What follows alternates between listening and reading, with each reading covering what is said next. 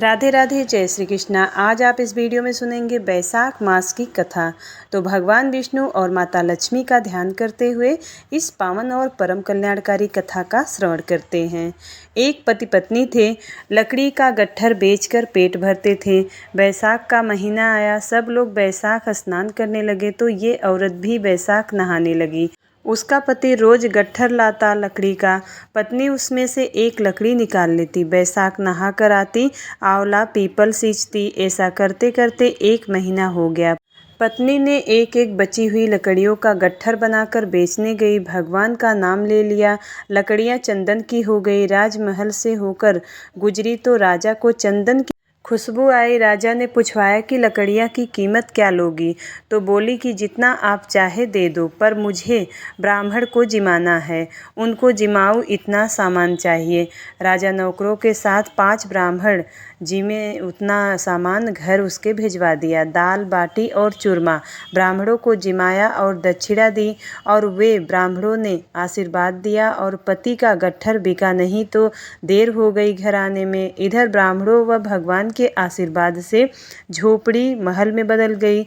रसोई में 36 पकवान तैयार हो गए। पति गट्ठर बेचकर आया तो उसे झोपड़ी नहीं दिखी। वो पड़ोसन से पूछने लगा कि पड़ोसन बोली, तुम तो लकड़ियाँ बेचते रहते हो, तुम्हारी पत्नी स्नान ध्यान पूजा पाठ करती रहती है, ब्राह्मण को जिमाती जाती है, बाकी तुम जानो। इतने में उसकी पत्नी आ गई। पति से बोली, यही अपना घर है। पति को गुस्सा आया और बोला, तूने चोरी की या डाका डाला जो अचानक इतना धन आ गया? तब वो बोली, मैंने बैसाख स्नान किया, बड़ पीपल सींचा, उसका फल भगवान ने मुझे दिया है। ब्राह्मण जिमाने के लिए रोज आपकी लकड़ियों में से गट्ठर में से एक लकड़ी मैं निकालती थी। वो लकड़ियाँ आज भगवान की कृपा से चंदन की हो गई। बेचने गई तो राजा ने गट्ठर मांगा और मैंने राजा से सूखा सामान मांगा, जिससे ब्राह्मण जिमाए व दक्षिणा दी। ब्राह्मणों ने आशीर्वाद दिया, उसका फल भगवान ने हमें दिया। तब पति को तसल्ली आई और दोनों पति पत्नी ने साथ भोजन किया, महलों में वास किया। हे भगवान, जैसे उन पति पत्नी के भंडार भरे, वैसे सबका भरना। खोटी की खरी, अधूरी की पूरी। जय विष्णु भगवान की जय। बैसाख मास की दूसरी कहानी। नारद जी कहते हैं, एक समय विदेह राज जनक के घर दोपहर के समय श्रुतदेव नाम से विख्यात एक श्रेष्ठ मुनि पधारे, जो वेदों के ज्ञाता थे। उन्हें देखकर राजा बड़े उल्लास के साथ उठकर खड़े हो गए और मधुपर्क आदि सामग्रियों से उनकी विधि पूर्वक पूजा करके राजा ने उनके चरणोदक को अपने मस्तक पर धारण किया। इस प्रकार स्वागत सत्कार के पश्चात जब वे आसन पर विराजमान हुए, तब विदेह राज के प्रश्न के अनुसार वैशाख मास के महात्म का वर्णन करते हुए वे इस प्रकार बोले। श्रुतदेव ने कहा, राजन, जो लोग वैशाख मास में धूप से संतप्त होने वाला महात्मा पुरुषों के ऊपर छाता लगाते हैं, उन्हें अनंत पुण्य की प्राप्ति होती है। इस विषय में एक प्राचीन इतिहास का उदाहरण दिया करते हैं। पहले वंश देश में हेमंतकांत नाम से विख्यात एक राजा थे। वे कुशकेतु के पुत्र, परम बुद्धिमान और शास्त्रधारियों में श्रेष्ठ थे। एक दिन वे शिकार खेलने से आसक्त होकर एक गहन वन में जा घुसे। वहां अनेक प्रकार के मृग और वराह आदि जंतुओं को मारकर जब वे बहुत थक गए, तब दोपहर के समय मुनियों के आश्रम पर गए। उस समय आश्रम पर उत्तम व्रत का पालन करने वाले सतर्ची नाम वाले ऋषि समाधि लगाए बैठे थे। उन्हें बाहर के कार्यों का कुछ भी ज्ञान नहीं होता था। उन्हें निश्चल बैठे देखकर राजा को बड़ा क्रोध हुआ और उन्होंने उन महात्माओं को मार डालने का निश्चय किया। तब उन ऋषियों के 10,000 शिष्यों ने राजा को मना करते हुए कहा, ओ खोटी बुद्धि वाले नरेश, हमारे गुरु लोग इस समय समाधि में स्थित हैं। बाहर कहाँ क्या हो रहा है ये सब इनको नहीं पता, इसलिए इन पर तुम्हें क्रोध नहीं करना चाहिए। तब राजा ने क्रोध से विह्वल होकर शिष्यों से कहा, द्विज कुमारों, मैं मार्ग से थका मादा आया हूँ, अतः तुम ही लोग मेरा आतिथ्य करो। राजा के ऐसे कहने पर ये शिष्य बोले, हम लोग भिक्षा मांगकर खाने वाले हैं। गुरुजनों ने हमें किसी के आतिथ्य के लिए आज्ञा नहीं दी है। हम सर्वथा गुरु जी के अधीन हैं, अतः तुम्हारा आतिथ्य मैं कैसे कर सकता हूँ।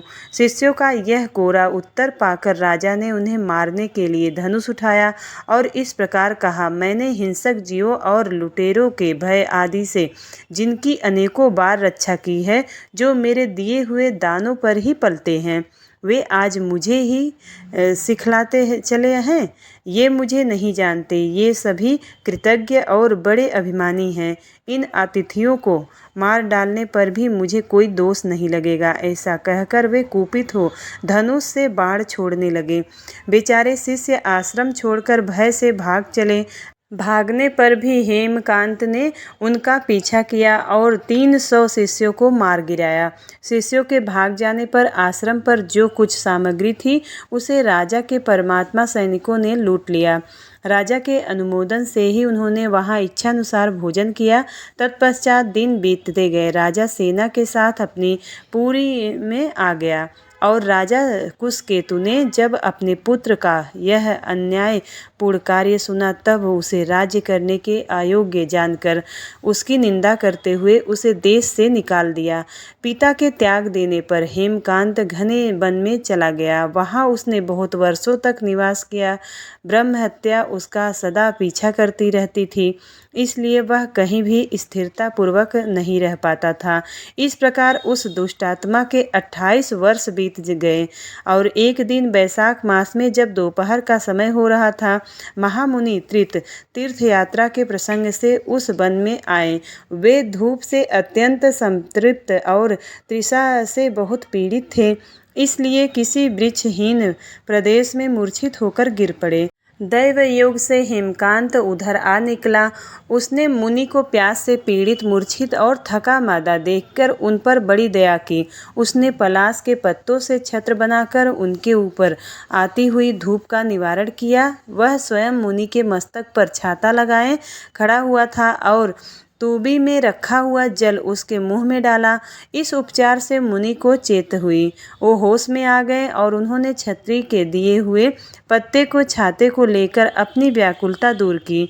उनकी इंद्रियों में कुछ शक्ति आई और वे धीरे धीरे किसी गांव में पहुंच गए। उस पुण्य के प्रभाव से हेमकांत की 300 ब्रह्म हत्याएं नष्ट हो गई। इसी समय यमराज के दूत हेमकांत को लेने के लिए वन में आए। उन्होंने उनके प्राण लेने के लिए संग्रहणी रोग पैदा किया।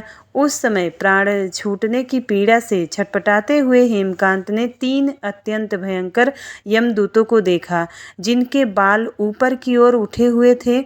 उस समय अपने कर्मों को याद करके वह चुप हो गए। छत्रदान के प्रभाव से उसको विष्णु भगवान का स्मरण हुआ।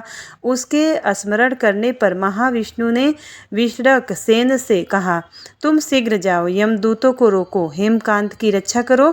अब यह निष्पाप और मेरा भक्त हो गया है। उसे नगर में ले जाकर उसके पिता को सौंप दो। साथ ही में मेरे कहने से कुशकेतु के यह समझाओ कि तुम्हारे पुत्र ने अपराधी होने पर भी बैसाख मास में छत्र दान करके एक मुनि की रक्षा की है, अतः वह पार रहित हो गया है। इस पुण्य के प्रभाव से वह मन और इंद्रियों को अपने बस में रखने वाला, दीर्घायु, शूरता और उदारता आदि गुणों से युक्त तथा तुम्हारे समान गुणवान हो गया है। इसलिए अपने महाबली पुत्र को तुम राज्य का भार संभालने के लिए नियुक्त करो। भगवान विष्णु ने तुम्हें ऐसी ही आज्ञा दी है। इस प्रकार राजा को आदेश देकर हेमकांत को उसके अधीन करके यहाँ लौट आओ। भगवान विष्णु का यह आदेश पाकर महाबली विश्वक्सेन ने हेमकांत के पास जाकर यमदूतों को रोका और अपने कल्याणमय हाथों से उसके सब अंगों को स्पर्श किया। भगवद् के स्पर्श से हेमकांत की सारी व्याधि क्षण भर में दूर हो गई। तदंतर विश्वक्सेन उसके साथ राजा की पुरी में गए। उन्हें देखकर महाराज कुशकेतु ने आश्चर्य युक्त हो भक्तिपूर्वक मस्तक झुकाकर पृथ्वी पर साष्टांग प्रणाम किया और भगवान के पार्षद का अपने घर में प्रवेश करवाया। वहाँ नाना प्रकार के स्रोतों से उनकी स्तुति की तथा वैभव से उनका पूजन किया। तत्पश्चात महाबली विश्वक्सेन ने अत्यंत प्रसन्न होकर राजा को हेमकांत के विषय में भगवान विष्णु ने जो संदेश दिया था वह सब कुछ कह सुनाया। उसे सुनकर कुशकेतु ने पुत्र को राज्य पर बिठा दिया और स्वयं विश्वक्सेन की आज्ञा लेकर पत्नी सहित वन को प्रस्थान किया। तदंतर महामना विश्वक्सेन हेमकांत से पूछकर और उसकी प्रशंसा करके श्वेत द्वीप में भगवान विष्णु के समीप चले गए।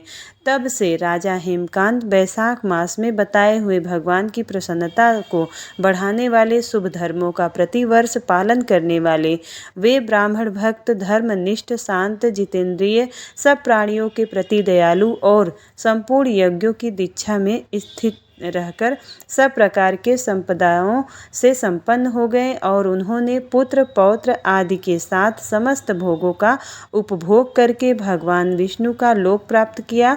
वैशाख मास सुख से साध्य, अतिशय पुण्य प्रदान करने वाला है। पाप रूपी ईंधन को अग्नि की भांति जलाने वाला, परम सुलभ तथा धर्म, अर्थ, काम, मोक्ष चारों पुरुषार्थों को देने वाला है। प्रेम से बोलिए विष्णु भगवान की जय, माता लक्ष्मी की जय। उम्मीद करती हूँ वीडियो आपको पसंद आई होगी। यदि वीडियो पसंद आए तो वीडियो को लाइक करिएगा। चैनल पर पहली बार आए हैं तो सब्सक्राइब जरूर करिएगा। मिलती हूँ अगली वीडियो में, तब तक के लिए राधे राधे, जय श्री कृष्णा।